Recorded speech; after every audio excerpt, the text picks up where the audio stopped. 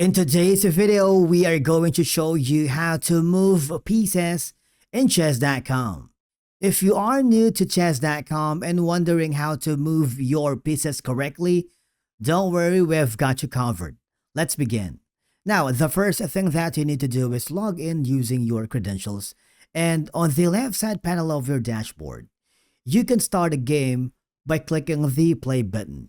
You can play online, play with bots, play with coach, play a friend, tournaments, or chess variant. It's up to you. But what we highly suggest, since you are new here in chess.com, I want you to click the learn.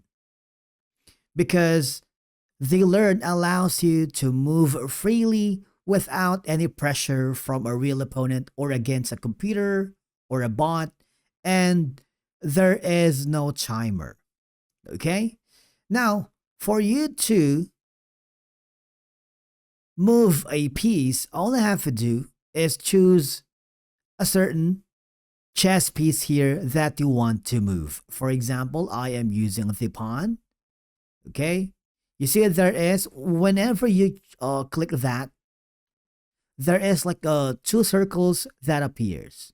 That means those are indicators where you can move the piece freely.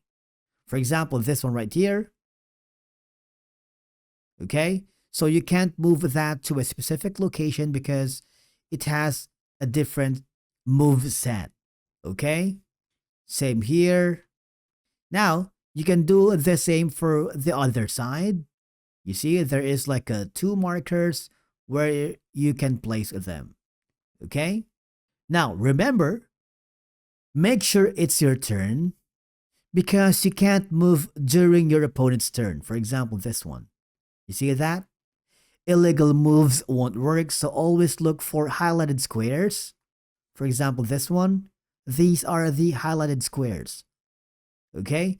And basically, that's it for today's video on how to move pieces on chess.com. Thank you so much for watching, and we will see you again in the next video.